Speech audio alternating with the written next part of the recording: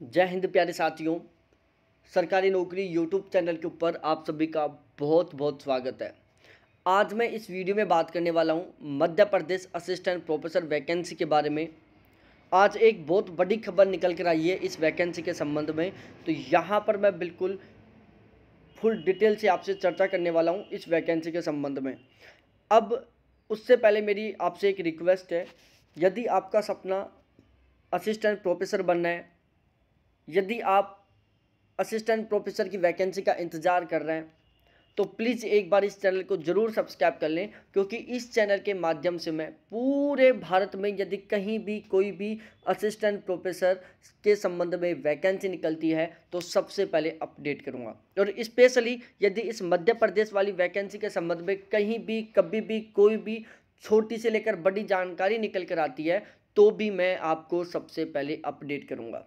Overall कह सकता हूं, आप इस वैकेंसी के संबंध में 100% मेरे ऊपर विश्वास कर सकते हो।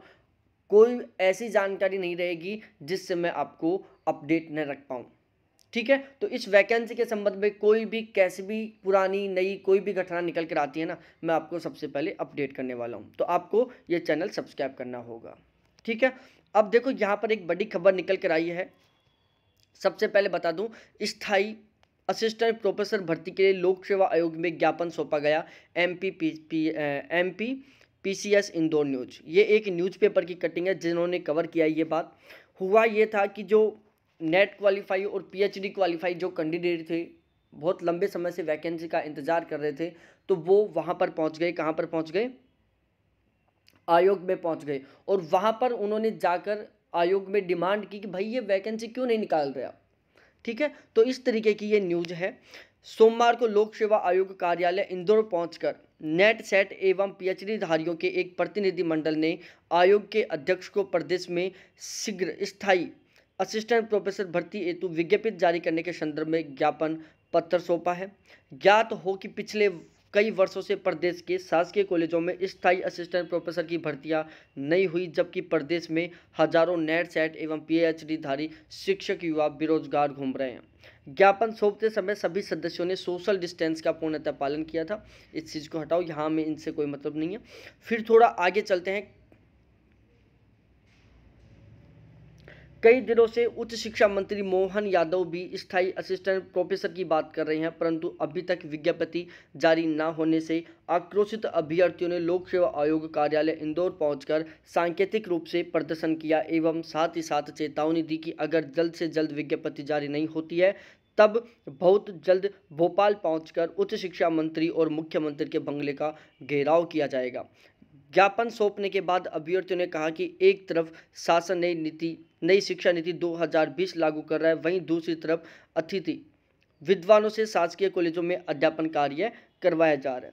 उच्च शिक्षा, सरकारी और प्राइवेट नौकरी एवं कैरियर से जुड़ी खबरों और अपडेट के लिए कृपया। ठीक है, तो इस तरीके से ये यहाँ पर ये न्यूज निकल कर आई है। अब देखो यहाँ पर मैं इस न्यूज के बारे में बता देता हूँ। अब देखो यहाँ पर एक नई बात निकल कर आई है, ये वाली बात कि नई शिक्षा 2020 को लागू कर दिया जाएगा। तो देखो भाई लोगों, यदि आप ऐसा सोच रहे हो कि अब ये वैकेंसी आएगी या इसके बाद में पीएचडी कंपलसरी हो जाएगा, देखो मैं हर वीडियो में बताता हूँ, पीएचडी कंपलसरी स्टेट लेवल की वैकेंसियों में नहीं होगा। ठीक है, पीएचडी कंपलसरी यूनिवर्सिटी की वैकेंसी में। यदि कोई यूनिवर्सिटी असिस्टेंट प्रोफेसर की वैकेंसी निकालती है तो वहाँ पर पीएचडी कंपलसरी है। फिलहाल पीएचडी कंपलसरी नहीं है, लेकिन फिलहाल क्या सिस्टम है, पीएचडी के 30 मार्क्स जुड़ते हैं। ठीक है, जब पीएचडी के 30 मार्क्स जुड़ गए तो आप उनको किसी हाल में कवर नहीं कर सकते। 30 नंबर बहुत बड़े मार्क्स होते हैं। तो एक तरीके से अभी भी यूनिवर्सिटी में तो प्रोफेसर वही बन रहे हैं जिन्होंने पीएचडी कर रखी है। आगे जो यूजीसी रेगुलेशन लगेगा उससे केवल यूनिवर्सिटी में पीएचडी लागू होगा। बाकी जो स्टेट वैकेंसी निकालेगी, जैसे राजस्थान गवर्नमेंट निकालती है, मध्य प्रदेश गवर्नमेंट निकालती है, हरियाणा गवर्नमेंट निकालती है, तो वहाँ पर पीएचडी कंपलसरी नहीं होगा। वहाँ तो केवल नेट और सेट ही कंपलसरी रहेगा। ठीक है, तो इस तरीके से ये सारी की सारी जानकारी थी। तो बिल्कुल एक अच्छी चेतावनी दे दी है मेरे प्यारे सभी स्टूडेंट साथियों ने। और हाँ, बिल्कुल ऐसा करना भी चाहिए, क्योंकि वैकेंसी बहुत लंबे समय से नहीं निकाल रहे हैं। बहुत लंबे समय से इंतजार चल रहा है कि वैकेंसी कब आएगी कब आएगी कब आएगी। तो यदि अब ये ज्ञापन पर कुछ सॉल्यूशन नहीं निकालते, ये कुछ एक्शन नहीं लेते, तो फिर अंत में आकर स्टूडेंट को एक्शन लेना ही पड़ेगा। और ये एक बहुत ही अच्छा डिसीजन है। यदि गवर्नमेंट ना माने तो एक्शन लो और फिर उसके अकॉर्डिंग काम हो।